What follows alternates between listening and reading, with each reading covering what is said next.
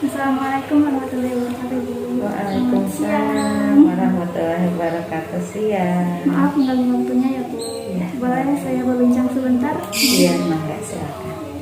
Sebelumnya terima kasih banyak atas waktunya. Perkenalkan, saya Setia dari D3 Kebidanan Universitas Binawan.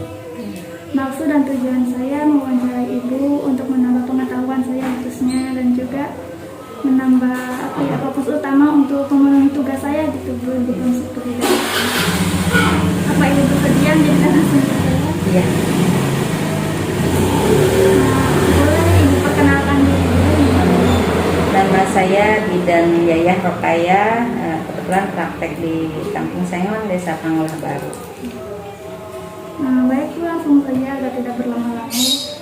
Saya ingin bertanya, sebelum Ibu menjadi bidan, sekolah Ibu dulu di mana lulusan? Sebelum bidan saya di perawatan sebetulnya. Setelah lulus perawat sempat kerja di klinik. Nah, kemudian baru ngambil kebidanan di tahun 2006. Itu di mana, Ibu? Di Stikes Karisma dulu, yang sekarang udah Karawang, sekarang sudah berubah jadi Horizon. Horizon. Berarti pernah kerja dulu ya, Bu? Pernah. Berarti untuk sekolah kebidanan dulu berapa tahun? 3 tahun, Sama. D3, iya. Sama seperti sekarang, Bu. Kan pendidikan dulu sama sekarang agak berbeda gitu ya, Bu. Sistem pembelajarannya pada dahulu itu bagaimana sistemnya dulu? Ya, kalau dahulu kan memang nggak masa pandemi ya. Otomatis dengan tatap muka, dan kita dulu sekolah berasrama gitu kan, karena memang ada kondisi-kondisi yang memang harus istilahnya ada jadwal-jadwal tertentu yang mungkin harus kita mengharuskan tinggal di asrama supaya pembelajarannya tidak terhambat. Yang saya tahu kan Ibu sebagai bidan pelaksana ya, Bu, yang membuka praktik mandiri.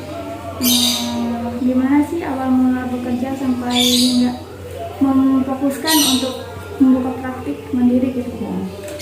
Ya, setelah lulus kan kita memang sebelum buka praktek mandiri itu kan memang disyaratkan untuk pengalaman kerja dulu sebelumnya selama minimal 2 tahun. Nah, jadi setelah pendidikan selesai, saya kerja dulu di rumah bersalin waktu itu. Nah, setelah memenuhi syarat, baru saya urus izin-izin untuk bisa praktek mandiri. Tapi dahulu itu tidak harus profesi ya, Bu, D3 itu? Belum. Iya, bisa. Waktu itu dengan D3 atau D1 pun masih bisa waktu itu. Berbeda dengan sekarang. Beda dengan sekarang, memang disesuaikan dengan perkembangan ilmu dan zamannya. Nah, selain jadi bidan pelaksana, sekarang Ibu ada tugas lain atau fokus hanya di sini? Fokus di praktek mandiri aja. Untuk kesulitan-kesulitannya dari awal jadi bidan sampai buka praktik itu? Ya, awalnya paling ya memang adaptasi dengan masyarakat. Terus kalau memang dulu mah rumah sakit masih jauh untuk misalkan masalah merujuk pasien. Kalau sekarang kan udah enak, rumah sakit udah dekat, jangkauannya, puskesmas, ponet juga udah banyak. Jadi lebih enak sih untuk sekarang. Mengobrol tentang kesulitan ya, Bu, adakah tantangan gitu tersendiri? Oh, banyak kalau tantangan nolong lahiran mah. Kadang tantangannya dengan keluarga pasien, istilahnya ketika kita harus merujuk pasiennya nggak mau merujuk, itu tantangan kita untuk gimana caranya supaya pasien bisa ikut saran kita untuk kesehatan ibu dan bayi. Apalagi kalau misalkan ada kendala-kendala dengan proses persalinannya, ada perdarahan atau hal-hal yang mungkin di luar harapan kita. Itu juga demi kebaikan pasien. Ya, itu juga kita saran yang terbaik kita kasih ke masyarakat agar tetap harapannya bayi dan ibu sehat. Mengapa memilih bidan gitu? Kenapa tidak atau panggilan hati gitu? Mungkin udah ya dulu sih sebetulnya taunya dulu untuk pas awal-awal banget ya senang aja dengan dunia kesehatan. Kayaknya kok bersih, rapi gitu kan kesannya. Terus setelah digelutin ternyata ya banyak tantangan yang ternyata menarik juga. Kita bisa mengabdikan diri untuk membantu banyak orang gitu. Pekerjaan yang mulia ya Bu. Insya Allah. Baik Bu, dapat saya pahami. Saya agak ingin tahu kepo gitu kan, di setiap desa banyak bidan gitu. Nah, apakah ada persaingan atau malah justru berkolaborasi gitu Bu demi pelayanan yang terbaik? Ya namanya juga kembali lagi kita ke pribadi ya. Kalau masalah persaingan ya mungkin ada, pasti ada lah ya. Tapi tetap kita juga sebagai tenaga kesehatan harus sering saling bersinergi, kolaborasi. Kalau misalkan kita butuh bantuan dan kita butuh bantuan orang lain atau tenaga kita dibutuhkan, kita harus selalu siap. Seperti itu. Tadi kan kata Ibu tantangannya dari masyarakat sendiri, apakah pernah mendapat komplain atau apa? Kalau masalah komplain sih ada aja, cuman memang ya tergantung kita menyampaikannya dan tergantung pasien masyarakat memahaminya. Selama kita memberi penjelasan yang mudah dimengerti sama mereka dan kita juga menyampaikannya enak, insya Allah sih komplainannya juga nggak menjadi sebuah hal yang menjadi berat gitu istilahnya. Udah jadi pikiran banget. Nah, Berarti pelayanan Ibu udah maksimal ya Bu ya? insya Allah mudah-mudahan sekuat tenaga saya usahakan yang terbaik.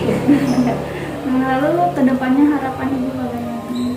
Ya harapannya mudah-mudahan masyarakat semakin paham, semakin maju untuk kesehatan terutama ibu dan anak, untuk mengatur pola hidup dari mulai mengatur pola gizi makanan anak, ibu hamil, masyarakat secara umum supaya tetap hidup sehat. Itu dengan pola hidup yang baik yang mudah-mudahan akan jadi masyarakat yang sehat dan tumbuh menjadi kuat. Tentunya para ibu hamil juga lebih itu ya Bu, kebidan daripada keparaji gitu kan, ada itu ya. Untuk sekarang memang Maparaji itu lebih ke apa ya? Mungkin lebih pendampingan aja. Sekarang tidak boleh sama sekali ibu lahiran ditolong Paraji saja misalkan. Tetap harus misalkan fokusnya bidan yang menangani. Kalaupun masyarakat mau ditemenin sama Maparaji nggak masalah, selama Maparajinya nggak ikut-ikutan memprovokasi ataupun istilahnya pengen memimpin bidan istilahnya. Jadi Maparaji ikut serta dalam proses persalinan nggak masalah. Mendampingi saja. Iya, jadi mendampingi ibu hamil. Jadi Bu, yang terakhir pesan dan motivasi maksudnya untuk saya gitu, agar terus semangat kuliahnya, bisa ya menggapai cita-cita gitu, walaupun ini bukan cita-cita saya cita-cita. Ya mudah-mudahan kan namanya hidup pasti ada namanya regenerasi. Ya harapannya mudah-mudahan untuk adik-adik yang sedang belajar ada istilahnya semangat untuk mencari ilmu ya sebaik mungkin, sebanyak mungkin, soalnya ya generasi penerusnya ya adik-adik sekarang gitu, biar nanti pas waktunya regenerasi itu tampuknya udah jatuh ke yang sekarang belajar itu memang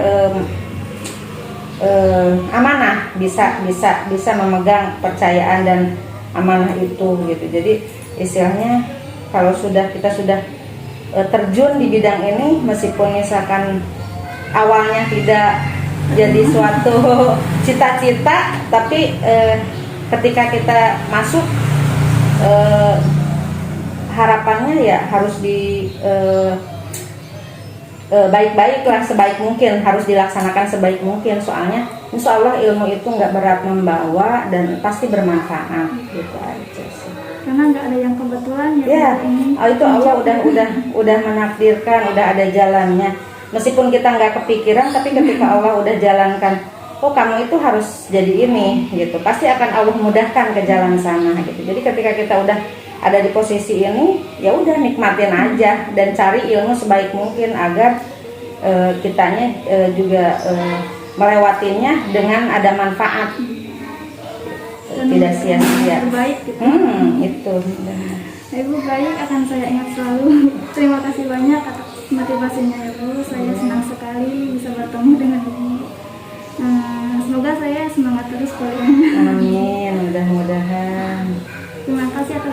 banyak dan terima kasih telah menjadi narasumber bagi saya dari Iya, ilmunya sangat sama-sama. bermanfaat sekali.